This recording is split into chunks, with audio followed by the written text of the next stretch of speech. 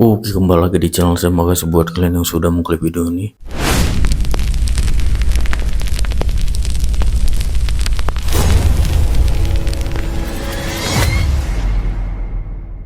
Gimana kabar kalian hari ini? Baik-baik saja kan? Kali ini ada kabar terbaru dari Rocky Gerung. Tanpa diduga, kali ini Rocky Gerung ikut memprediksi Roy Suryo dan kawan-kawannya dipastikan masuk penjara. Wah, langsung dari mulut Rocky Gerung. Kita lihat gimana videonya. Tidak tunggu lama, kita ke videonya langsung. Let's go.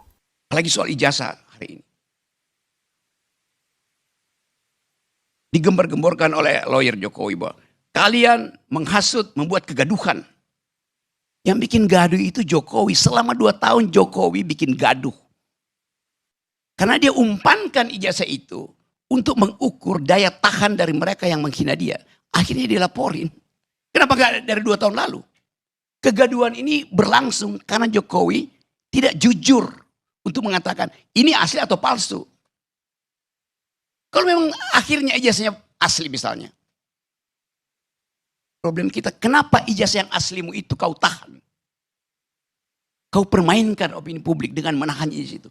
Kau bikin kegaduhan dengan menahan ijazah aslimu. Laporin aja Jokowi. 2 tahun dia bikin kegaduhan kok. Dan hasil kegaduhan itu 2 orang, 3 orang, 4 orang masuk penjara. Jadi kalau menurut Pak Suhadi, jadi kalau dengan kasus yang ada sekarang, 5 inisial tadi itu, kira-kira gimana kenanya itu? Gini. Kan katanya juga, ada juga yang bilang gini Pak, nanti mungkin Pak Suhadi bisa memberikan penjelasan lebih detail. Jadi kalau terbukti fitnah, itu bukan hanya soal pencemaran nama baik, itu bisa dapat hukuman yang lebih berat gitu. Kalau terbukti bahwa para 5 orang ini, atau pokoknya yang dijadikan sebagai sasaran tembak ini tidak bisa membuktikan, itu berarti fitnah kan? Fitnah itu hukumannya lebih berat gitu. Ya. Gimana ini Pak? Jadi 5 orang ini akan kena seperti apa? Makanya kan tadi saya udah bilang, jangan sembarangan juga polisi menunjuk-nunjukkan. Ya, ya kita kan saya udah bilang tadi kan dalam hukum pidana itu jelas kok. Dia menuduh, dia harus membuktikan. Oke. Ya kan? Ya. Kalau dia nggak bisa membuktikan berarti dia kena fitnah. Seperti yang saya katakan tadi. Ya. Ya. Atau ya, kalau dia membawa-bawa dokumen yang nggak benar, ya, dia kena lagi. Oke. Karena dia kan menggunakan dokumen palsu yang mungkin tidak diakui oleh UGM. Karena tadi kan ada nomor registernya itu yang nggak ada kan. Ternyata UGM bilang enggak, ini ada kok, gitu kan? Ya. Yang Pak Suhadi aja sempat terbawa, sempat gitu terpengaruh. loh. Bayangin seorang Pak Suhadi yang pakar hukum aja sempat terpengaruh. Itu gimana damage-nya terhadap publik ya? Betul. Narasi semacam ini Ya. itu. Sampai saya telepon teman di Solo. Kebetulan dia dipanggil sama Pak Jokowi. Saya tanya, Mas gimana? Dilihatin nggak ijazahnya? Lihat, terus gimana? Oh ya, ijazah apa yang dilihatin? Semua Pak, dilihatin. Dari SD, SMP, SMA, perguruan tinggi. Benar, itu ada ini. Oh benar semua, jelas. Saya baru, oh ya, artinya bisa dipertanggungjawabkan gitu ya. Jadi dalam kaitan ini ya, seperti yang tadi saya sudah bicarakan, bahwa orang yang menuduh melakukan suatu adanya tindak pidana, dia harus membuktikan. Sekarang giliran Roy Suryo buktikan di depan penyidik di mana letak kepalsuannya. Kalau saya parameternya gampang, ya. UGM, Universitas Negeri, itu ada 2 alur aja yang terjadi kok. Ya, si pemegang ijazah Pak Jokowi dalam konteks ini dan perguruan tinggi yang mengeluarkan ijazah itu. Kalau ini sudah dinyatakan benar, selesai. Gak perlu lagi forensik emang apaan. Ya kan? Ini kan bukan menyangkut masalah yang lain. Karena kalau berkaitan dengan, ini ada kesalahan penulisan segala macam, sifatnya administratif, ya kan? Hubungan hukumnya yang terjadi antara Jokowi dengan perguruan tinggi. Orang lain gak perlu ikut-ikut di dalam persoalan ini. Karena konteksnya palsu itu apa sih? Kan ada suatu peristiwa yang tidak benar. Kan gitu kan? Ya.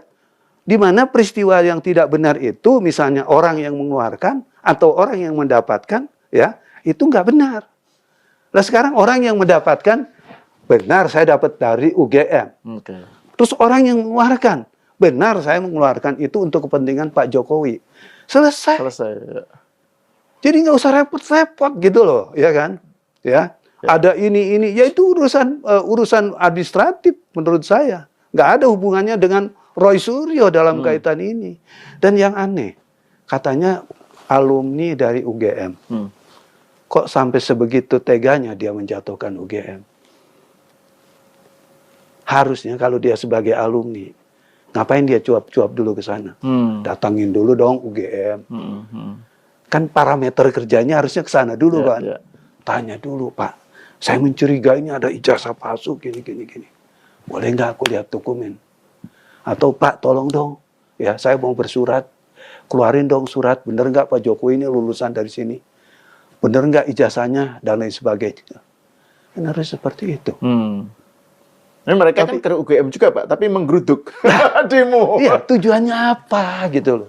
Jadi kalau menurut saya, tujuan besar, mungkin ini tujuannya untuk 2029 gitu loh, ya kan? Karena dia melihat kan Pak Jokowi ini punya putra yang jadi wapres, ya kan? Mungkin ke sana. Tapi ya itu lupakanlah. Itu hanya menduga-duga saya aja. Tapi yang seperti yang saya tadi, hukumnya seperti itu. Jadi dari segi soal asli, palsu dan enggaknya itu tadi begitu UGM menyatakan asli ya sudah selesai. Ya gitu, selesai. Pak, ya? Karena kan tadi saya dibilang yang namanya palsu harusnya salah satu itu, misalnya, oh saya punya ijazah UGM, ya kan? UGM bilang, oh nggak benar itu ijazahnya, baru, ya kan? Wah itu jangan jadi buatnya di Pramuka, nah, itu baru kan gitu kan? Kalau tadi kepentingan tadi, ya kan, Pak Jokowi sebagai alumni, UGM sebagai universitas yang memproduk mahasiswa dan memproduk ijazah sudah mengatakan itu selesai kok. Jadi nggak perlu lagi diembed-embed. Oh ini tulisannya begini, ini tulisannya begini. Itu nggak ada lagi menurut saya. Nggak mungkin lah universitas sehebat seperti itu melakukan hal yang konyol. Nggak mungkin. Dan ini kan ijazah itu dikeluarkan ketika Pak Jokowi usia berapa? 24, 23 kan he was nobody, bukan nobody lah. Dia kan belum dikenal, belum kan nggak ada yang tahu dia akan jadi presiden itu kan zaman itu. Masih tukang kayu katanya. Iya, masih tukang kayu. Atau malah belum, baru lulus kan. Maksudnya masa dia bisa menyetir pihak-pihak UGM untuk mengeluarkan ijazah atas nama dia gitu ya. Betul. Itu kan sesuatu yang harus diperhitungkan. Tapi gini Pak, ini kalau kan Pak Soehadi ini cukup lama mendampingi Pak Jokowi ya sebagai salah satu ketua relawan aspek hukum lah ya, tim Merah Putih itu. Nah, kalau Pak Jokowi sebagai orang Solo sudah menyatakan seperti itu Pak ya, saya dihina sehina-hinanya, direndahkan serendahnya. Ini bayangan prediksi Pak Soehadi ini gimana nih kelanjutan dari kasus ini? Ya, jadi gini. Kalau Pak Jokowi sudah mengatakan seperti itu, sebetulnya bukannya Pak Jokowi dendam ya. Enggak, kalau saya lihat enggak. Beliau orang yang sangat pemaaf kok dalam konteks ini. Cuma akhir-akhir ini, terutama setelah beliau lengser ya, itu kan serangannya bertubi-tubi. Dan yang kita sangat sayangkan, itu orang datang bukan lagi ke Jakarta, tapi juga geruduk ke Solo. Ya, itu masyarakat sudah sangat banyak sekali gitu kan. Jadi kalau Pak Jokowi merasa sakit hati, merasa kecewa, bukan sakit hati sih, merasa kecewa dengan perlakuan orang yang selama ini memang menghinakan Pak Jokowi, tetap melakukan hal yang konyol dan mungkin semakin nggak terukur lagi kekonyolannya. Saya menganggap beliau sebagai orang Solo yang sabar, orang Solo yang pemaaf, mungkin juga sudah menjadi ada pembeda yang menurut saya. Ya itu tadi, bukan dendam ya. Kalau dendam menurut saya nggak ada. Beliau orang yang sangat pemaaf kok, gitu. Saya ini sebagai relawan dulu, kita pernah teriak-teriak itu berkaitan Rocky Gerung, ya kan? Karena berkali-kali saya mau laporin Rocky Gerung itu nggak bisa-bisa, ya kan? Kesel banget saya sampai duduk di Mabes Polri itu berjam-jam, ya kan? Nggak diterima oleh polisi, ya kan? Saya bilang ini kita relawannya Pak Jokowi, nggak peduli, ini delik aduan, bla bla bla bla bla. Tapi kejadiannya harus begini gitu ya. Jadi oke, jadi videonya gimana menurut kalian dan sampai bertemu di video saya selanjutnya. Buah.